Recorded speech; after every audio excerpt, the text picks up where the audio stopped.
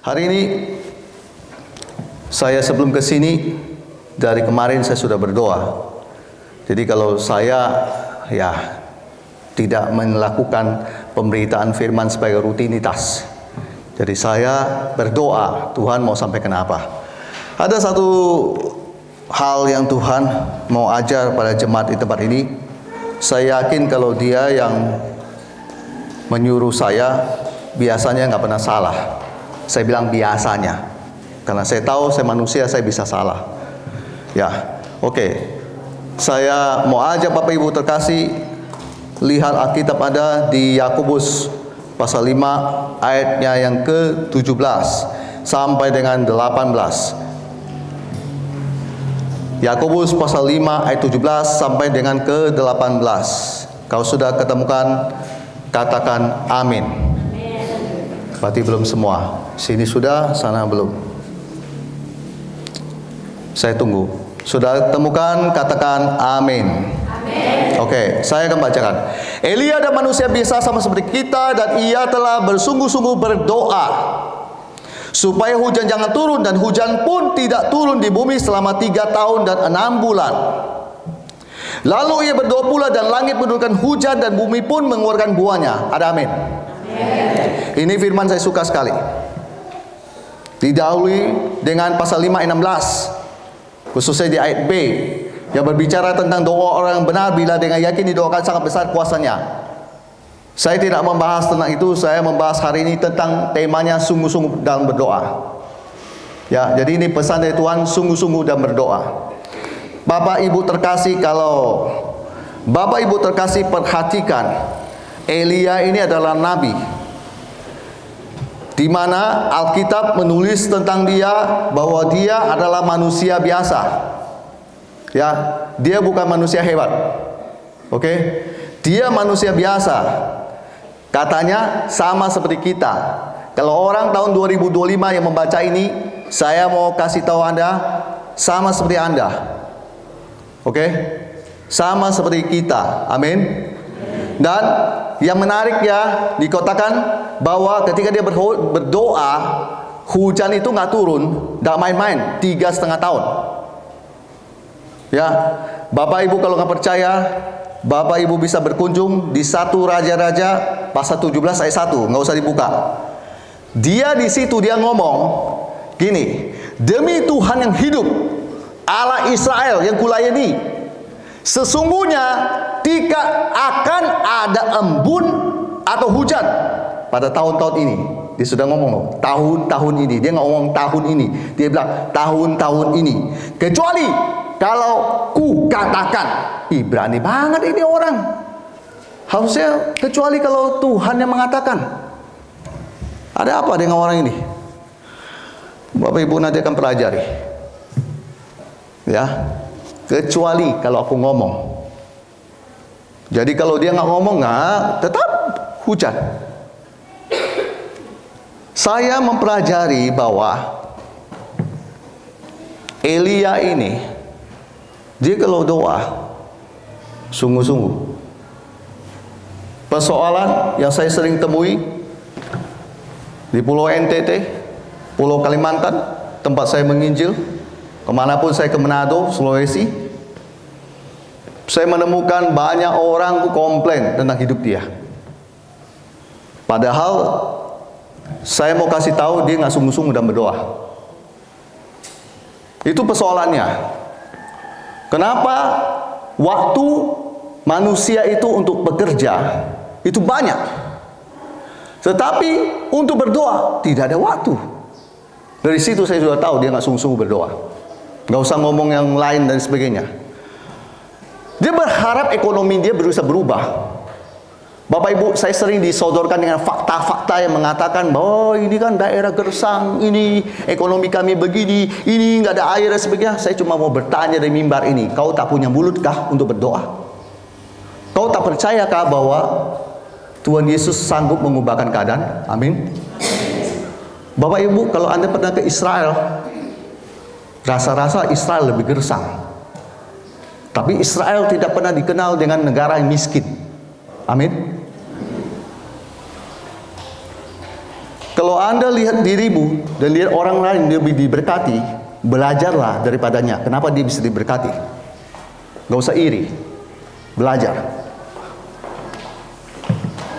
Ini sungguh-sungguh berdoa. Ia telah bersungguh-sungguh berdoa.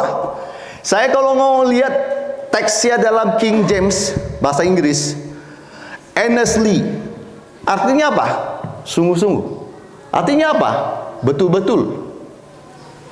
Tahu? Betul-betul? Nggak main-main. Ada 3 hal. Sorry, 4 kurang lebih kalau saya bahas. Kalau waktu cukup, saya mau singkat saja. Sungguh-sungguh itu Pak, Bu, apa artinya? Mana contohnya? Kita akan lihat ya. Ada seorang dikenal, kita lihat, kita berkunjung di kitab Perjanjian Lama, namanya Daniel. Kita lihat apa yang dia lakukan. Daniel pasal 6 ayat 11. Ya, cepat aja ya, biar saya bisa menyelesaikan semua. Daniel pasal 6 ayat 11. Demi didengar Daniel bahwa surat perintah itu telah dibuat, pergilah ia ke rumahnya. Dalam kamar atasnya ada tingkap-tingkap yang terbuka ke arah Yerusalem. 3 kali sehari ia berlutut berdoa serta memuji Tuhannya seperti yang dia biasa dia lakukan. Kalau orang sungguh-sungguh, saya ngomong, dia pastinya konsisten dengan jam doa dia.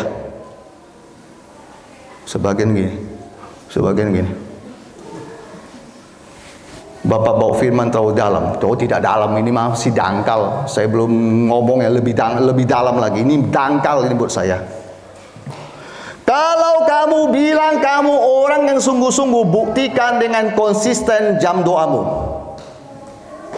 Amin. Amin. Nggak doa, nggak konsisten, bolong terus doa. Kau bilang kau sungguh-sungguh, omong kosong kamu. Kalau kamu bilang kamu sungguh-sungguh, kamu pasti punya jam doa. Gak usah disuruh. Punya jam doa, Pak Bu. Saya punya jam doa pagi khususnya. Saya punya jam doa siang kadang-kadang. Saya punya jam doa malam. Dan saya punya jam doa khusus di hari libur saya. Bapak Ibu punya? Kalau kamu mau diberkati, konsisten punya jam doa. Dan kamu harus berdoa sungguh-sungguh di dalam itu. Jangan sebentar handphone dinyalakan mengganggu kamu. Lagi berdoa handphone berbunyi, WA masuk apa semua. Udah ada masa bodoh.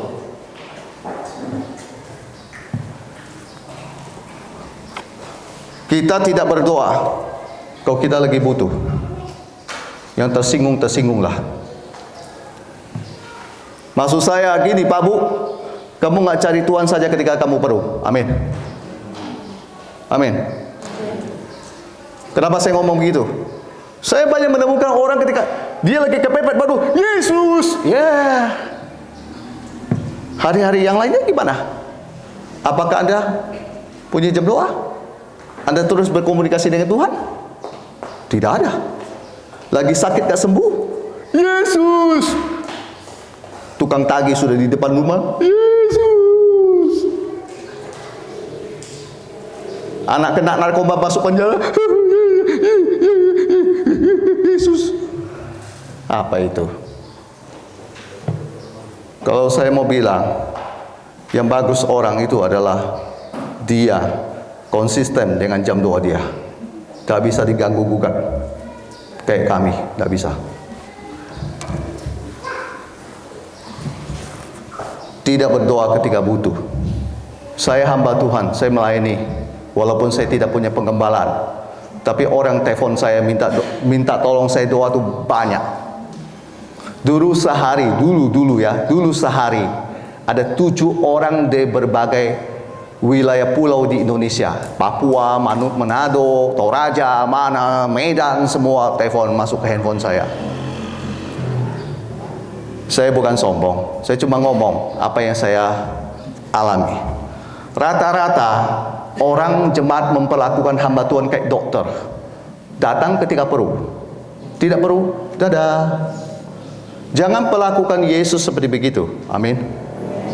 Kau butuh Yesus cuma buat tolong, habis dah ditolong, ke gereja pun tak ada, batang hidungnya pun tak ada, apalagi mau ngomong kasih persembahan.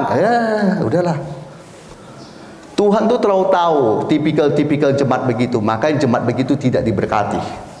Sembuh seketika saja, seperti 10 orang kusta, satu saja yang kembali, yang lainnya lupa semua. Saya jarang ya ketemu orang kalau habis didoakan dia datang kembali dan bilang, Pak Pendeta saya sudah sembuh.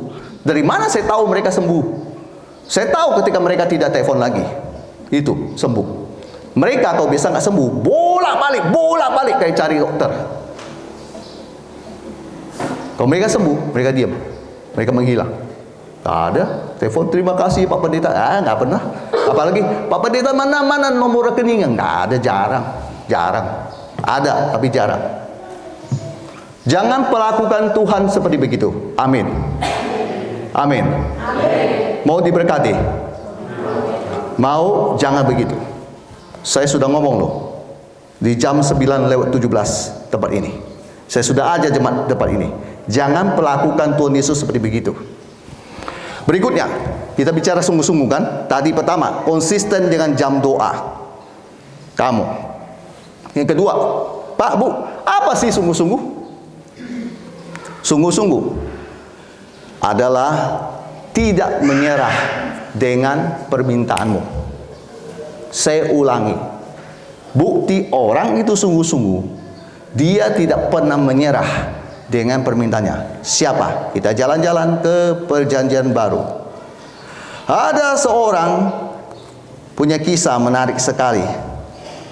Di Matius pasal 15 ayatnya yang ke-26, kisah tentang seorang bernama perempuan Kanaan. Tidak ditulis namanya di sini siapa? Susanti kah? Siapakah? Enggak ada. Cuma tulis perempuan Kanaan yang percaya. Perikop dari Lembaga Alkitab Indonesia. Matius pasal 15 ayatnya ke-26. Yesus melontarkan perkataan yang cukup keras dan saya nilai rasis. Dia ngomong, tidak patut mengambil roti yang disediakan bagi anak-anak. Anak-anak yang dimaksud di sini adalah Israel. Dan melemparkannya pada anjing. Dia ngomong itu perempuan, anjing. Zaman now 2025. Coba lakukan di jalan di Sumba, Waikabuba. Saya yakin Anda pasti dilempari batu. Walaupun Anda ngomong, ini saya Tuhan Yesus, dilempari pakai batu. Saya Kristen, oh nggak mau terima, kata anjing. Pak, Bu, dari mimbar ini saya cuma mau bertanya, tanya. Kalau Anda pintar, Anda pasti bisa menjawab pertanyaan saya. Sesini aja, pakai gaun ini. Ya, Anda mendapat peluang untuk menjawab pertanyaan saya. Menurut Anda, Yesus Maha Tahu? Saya sangat setuju dengan Anda. Berarti, kalau dia lakukan untuk mengetes Anda, apakah yang dia lakukan sudah cukup bijaksana? Sebenarnya Yesus sudah tahu toh. Itu perkataan kasar loh, perkataan rasis loh. Kamu tahu itu firman. Berarti Yesus sudah tahu kalau perempuan ini bisa marah, dia bisa tinggalkan Yesus, dia bisa banting-banting barang seperti orang-orang zaman now. Kalau jemaat Anda katakan anjing, ayo coba pendeta ngomong anjing gitu loh. Berikan buat anjing, kau nggak layak. Ayo. Saya cuma mau membayangkan kenapa Yesus ngomong begitu. Yesus ngomong gitu untuk menguji hatinya. Karena Yesus gampang saja untuk meletakkan tangannya dan menyembuhkan dia. Yesus gampang saja ngomongkan sesuatu untuk membuat dia sembuh. Anaknya sembuh. Ya, anaknya sembuh maksud saya, bukan dia, sorry. Dan saya mau bilang begini. Ini perempuan terbukti dia kalau sudah berjuang, sudah cari Yesus, dia tak mau menyerah. Ada amin? Dari mana saya tahu dia tak mau menyerah? Bukan disuruh mundur oleh murid-muridnya, bukan diusir pergi, tetapi secara halus dites dengan cara bukan buat kamu, buat anjing. Itu loh maksudnya. Dilemparkan disediakan roti. Tak patut mengambil roti. Kau tak patut mengambil roti. Kamu bukan Israel. Tapi perempuan ini di 27 saya sangat suka. Dia punya respon sama Tuhan. Dia nggak menyerah, dia nggak mundur.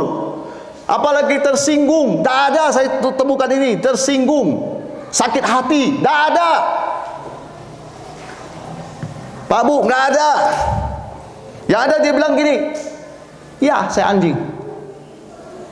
Benar Tuhan. Malah ngomong lagi, memang roti itu kasih buat anak-anak di meja.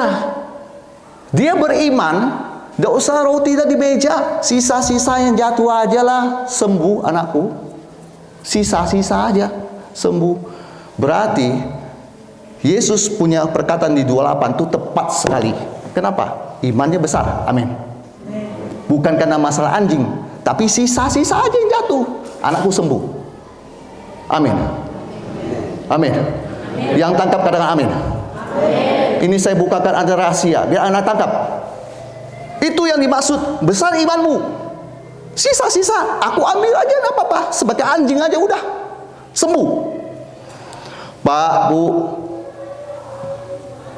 seperti saya ngomong, 7 orang dalam sehari, kadang bisa sampai angka 10 yang telepon saya dulu.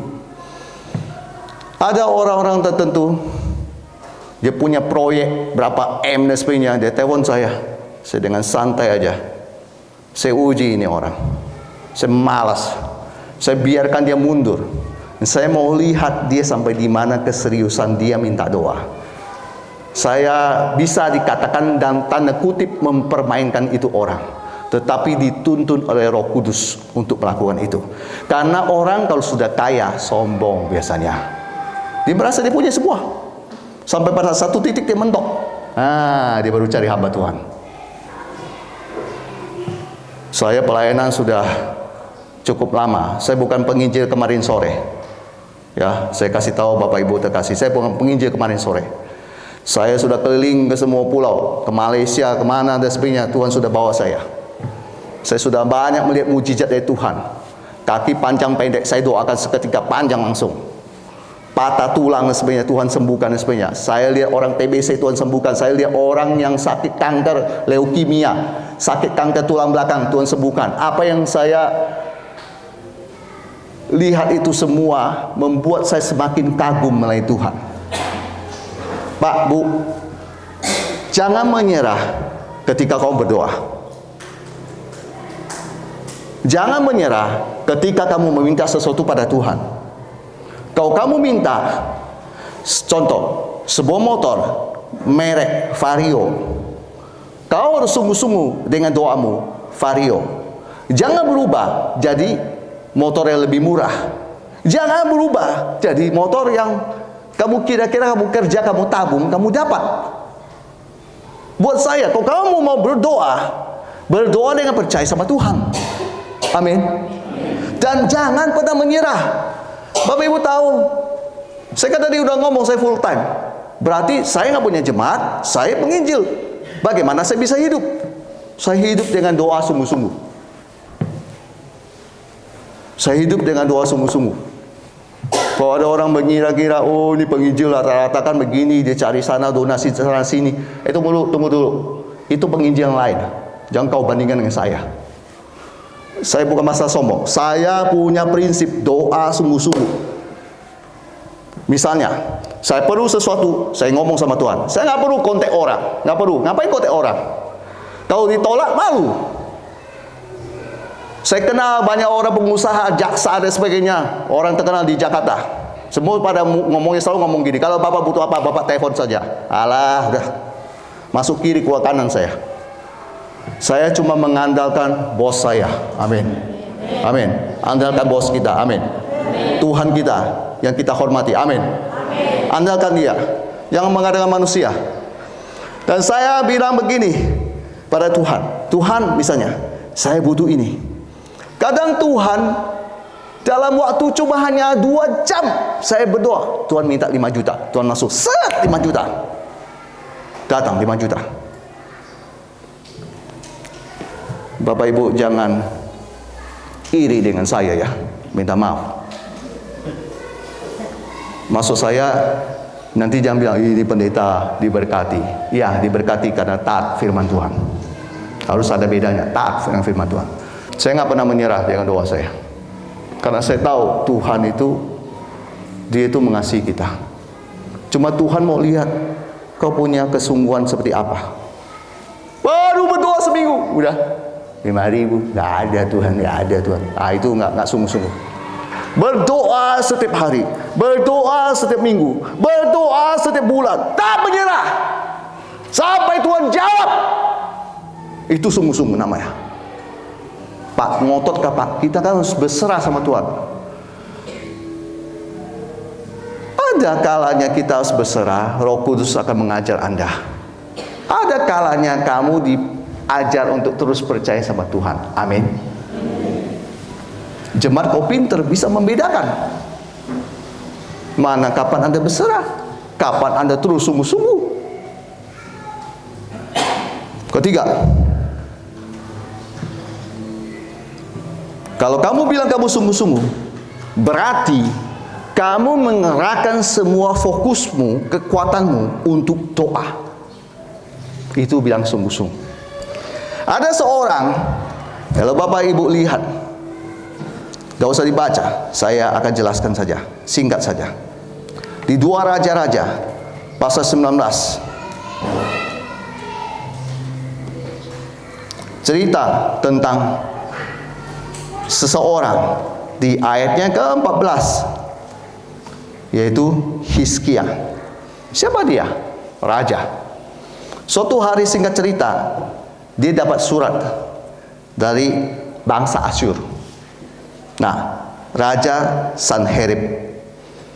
Isi suratnya itu surat yang berisi intimidasi, nakut-nakuti dia. Maksudnya bilang, semua sudah saya kalahkan, sekarang giliran kamu. Dan waktu Hizkia, 2 Raja-Raja pasal 19 ayat 14 itu terima itu surat di 14 itu, dia baca. Habis dia baca, dia pergi ke rumah Tuhan, dibentangkan di hadapan Tuhan. Aneh ini orangnya, tapi orang luar biasa loh. Kisah perjalanan dia itu luar biasa, menginspirasi saya. Habis dia bentangkan tuh surat, dia ngomong sama Tuhan. 15, ya Tuhan, Allah Israel bertata di atas kerubim. Hanya Engkau sendiri Allah, segala kerajaan di bumi. Engkaulah yang menjadikan langit dan bumi. 16, sendengkan telingamu ya Tuhan, dengarlah, bukalah matamu ya Tuhan, lihatlah, dengarlah perkataan Sanherib yang tadi kirimnya untuk mengaibkan Allah yang hidup. Dia ngeluh sama Tuhan, keluh kesahnya. Sebentar, diam kondisi pasti habis. Karena Bapak Ibu kau tahu, bangsa Asyur itu bukan bangsa yang, maaf, tentaranya abal-abal, tapi memang hebat, kuat. Dan saya mau ngomong gini, Bapak Ibu, ini orang mengerahkan seluruh tenaganya, fokusnya hanya untuk doa persoalan itu.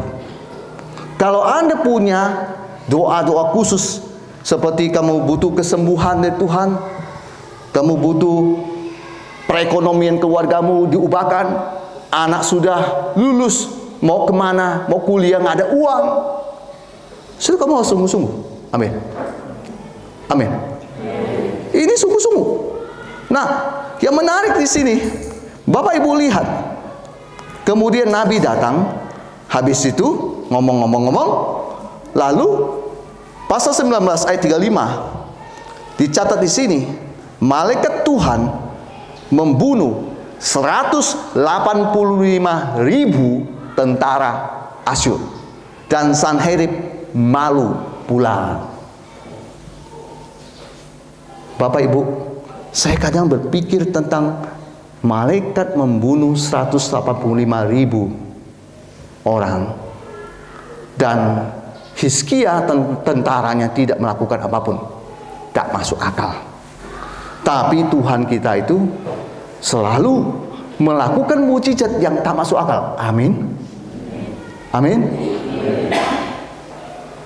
Bapak Ibu terkasih, kerahkan semua kekuatanmu untuk doa sungguh-sungguh di hadapan Tuhan. Fokusmu untuk hal yang kamu gumulkan itu sungguh-sungguh pada Tuhan. Saya kasih contoh pada Bapak Ibu terkasih ya Pak. Ini hal yang tidak masuk akal. Saya pernah dulu membuat kolam ikan di sebuah desa di daerah Manado.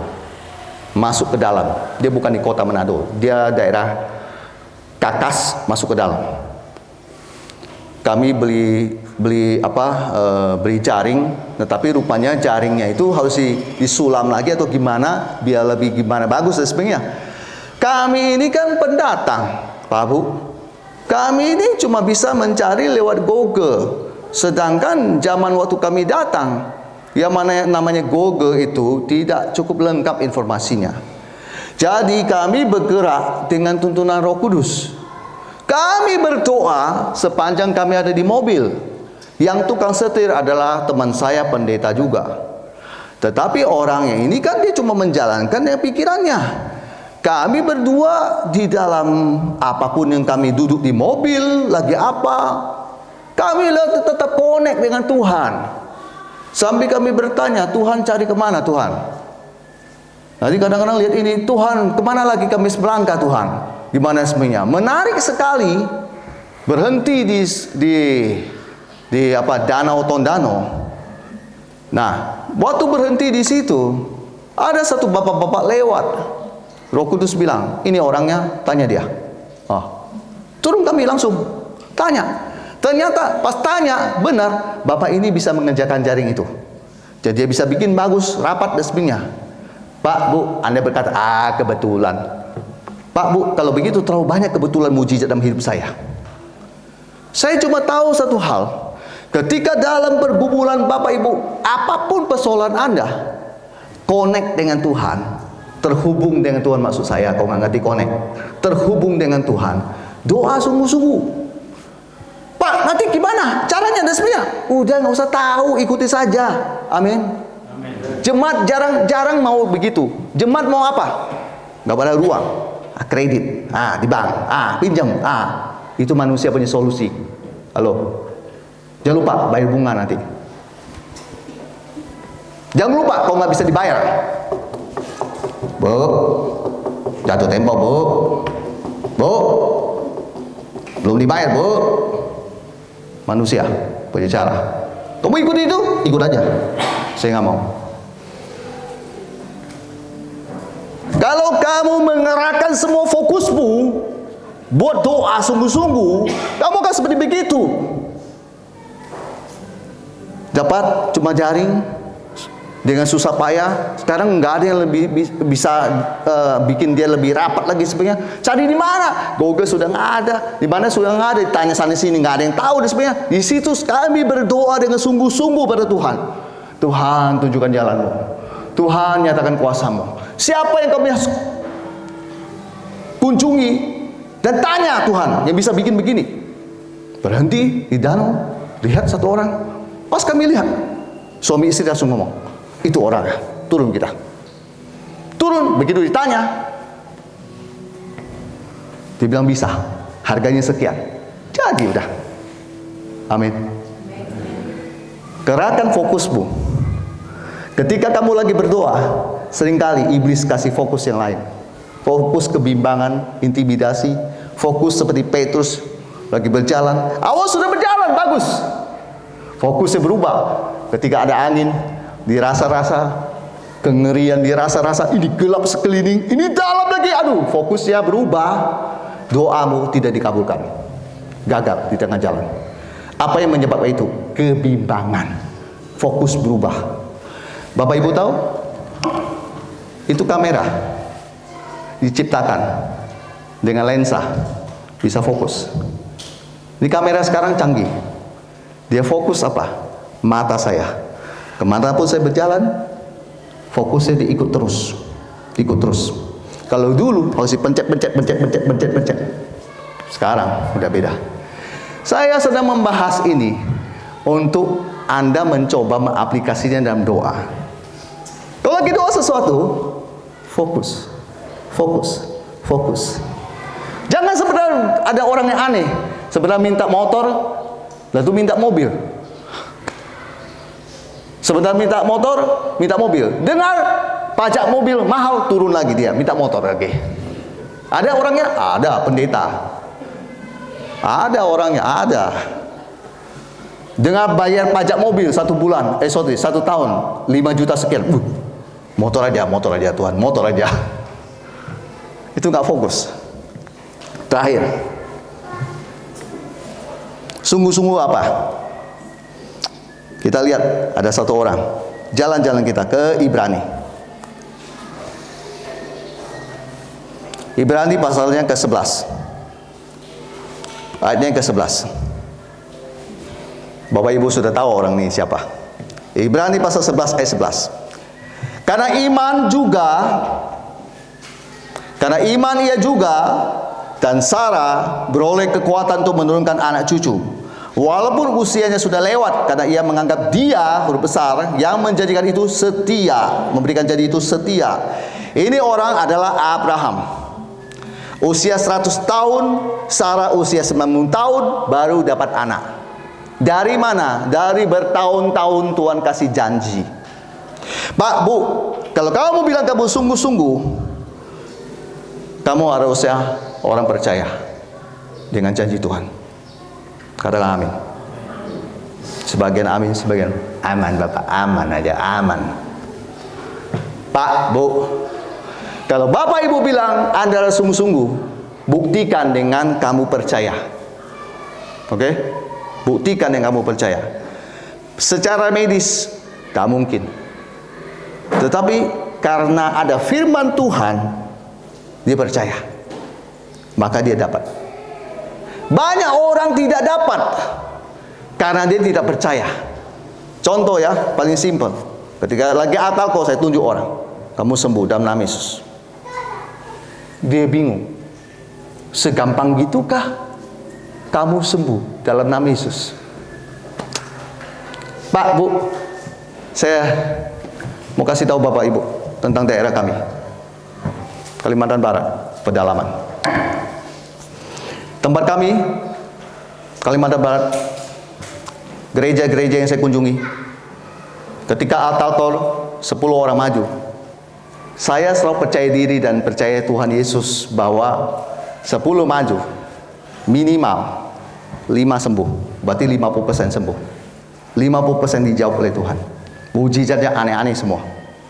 Masalah urusan adat lah, apa yang selesai lah, terus nggak ada uang dapat kerjaan lah, terus sakit Tuhan sembuhkan lah, ada yang punya benjolan di perut hilang, ada yang punya benjolan di payudara hilang, aneh-aneh. Tapi intinya orang Dayak punya sebuah hal yang saya bilang, ya kalau bilang bagus ya memang bagus ya. Ya saya menyaksikan daerah saya sendiri ya. Bagaimana ketika dia atalko, dia maju dengan kesederhanaan dia, cuma hanya karena dia percaya Tuhan sanggup sembuhkan dia. Itu aja. Jadi dia demi KKR lewatin hutan sawit 1 jam berjalan kiri kanan gelap semua, cuma pakai senter berjalan. Kalau ketemu ular, ketemu apa, itu udah biasa. Itu udah biasa. Nanti pulang lagi dari KKR jalan lagi pakai senter 1 jam lewatin hutan. Di sini mungkin nggak ada yang kayak gitu. Aman di sini Bapak. Ada listrik, aman Bapak. Sana susah. Tetapi saya lihat itu dia percaya. Ketika dia maju, dia dengar firman Tuhan. Setelah dicas dengan firman Tuhan, dia mulai bangkit imannya. Amin. Ada firmannya loh. Iman timbul dari pendengaran. Pendengaran akan firman Tuhan. Saya kasih firman dulu buat Anda supaya Anda percaya. Supaya imanmu naik. Nanti pas atalko saya tunjuk, kamu udah dapat.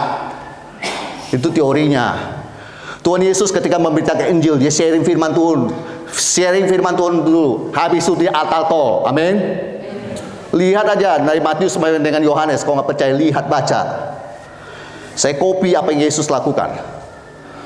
Lalu begini Pak Bu, saya mau kasih tahu Bapak Ibu terkasih. Waktu mereka maju, mereka nggak banyak mikir. Ini penyakit berat, ini susah sembuh, ini apa dan sebagainya. Serahkan sama Yesus. Dia yang ahli, amin.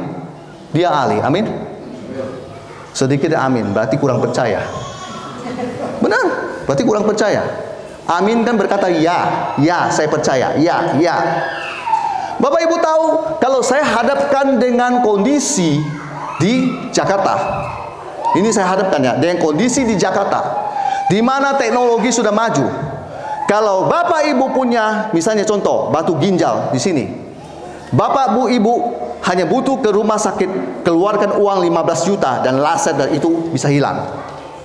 Ya, Bapak Ibu dengar ya. 15 juta Bapak Ibu laser itu akan hilang.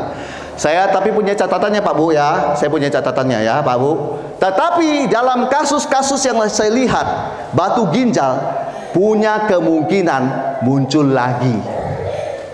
Saya belum selesai loh, makanya saya bilang bisa hilang, tetapi bisa kemungkinan muncul lagi dan ya laser lagi. Kamu mau percaya Yesus atau mau percaya laser? Terserah kamu. Hah? Terserah kamu. Kau punya uang banyak kan, ratusan juta di tabungan, ya udah nggak apa-apa, percaya rumah sakit aja, itu lebih baik. Kalau saya nggak mau. Saya mau percaya Yehova Rafa sanggup melakukannya. Kalau dia bilang sudah selesai, benar-benar sudah selesai. Tidak, nggak selesai. Sudah selesai, ya sudah selesai. Saya menemukan mereka yang maju, pada akhirnya mereka pulang dan dengan sukacita dan mereka menerima itu mujizat. Ada yang 8 tahun tidak punya anak, dokter sudah bilang tidak punya anak. Ketika lagi atal call begini, saya tiba-tiba digerakkan oleh Tuhan dan saya bernubuat sama dia dan saya tunjuk dia 8 tahun itu berakhir kemandulan, punya anak. Saya punya videonya Pak Bu. Anda nggak bisa meragukan saya. Kalau nggak percaya, kunjungi YouTube saya punya channel. Lihat sendiri. Ada ratusan, lebih dari 100 kesaksian-kesaksian orang-orang dari berbagai wilayah di Indonesia yang mengakui Yesus menyembuhkan dia. Saya mau bilang, orang yang sungguh-sungguh, ada orang yang percaya ketika Tuhan berfirman apa, dia percaya, dia tidak pernah meragukan, walaupun dia tahu situasinya, kondisinya seperti Petrus berdiri di atas air, berjalan di atas air, dan dia tahu itu bahaya. Tetapi dia percaya, dia pasti baik-baik saja, dia pasti aman, dia nggak tersakiti, keuangannya akan berkurang, dia baik, dia sehat. Saya tutup khotbah saya. Bapak Ibu tahu namanya penginjil, berarti benar-benar dia masuk pedalaman. Banyak pendeta menamakan dia penginjil, tapi bukan penginjil. Kalau penginjil, saya punya schedule memang berbeda dengan orang lain. Kalau saya turun ke satu lokasi 2 minggu, berarti 14 hari. Saya selalu minta setiap hari jangan kasih libur, fullkan semua dengan KKR. KKR itu capek Pak Bu, tumbang tangan. Sumba Tengah banyak kasus kerasukan, tumbang tangan. Capek itu Bapak Ibu. Bayangkan dengan hari terus begitu, kadang pulang jam 1.30 baru sampai di Waikabuba, capek. Besok pagi di lapas lagi, aduh capek itu. Bapak Ibu terkasih, kalau orang tidak percaya bahwa Yesus kekuatan dia, pasti sakit demam, sebentar langsung ke rumah sakit sudah. Ya kan? Di dalam nama Yesus, saya sudah 15 tahun pelayanan begitu. Bahkan saya di Kalimantan Barat punya 27 hari 27 KKR, bahkan 30 KKR. Bapak Ibu bingung, kok bisa 30? Minggu 2 kali. Minggu 2 kali. Pasca bisa pagi dan malam. Maka itu bisa 30. Saya tetap baik, tidak sakit. Kenapa? Saya percaya rohnya ada di diri saya lebih besar daripada roh yang ada di dunia ini. Maka tidak sakit. Pulang malam sekalipun tidak sakit.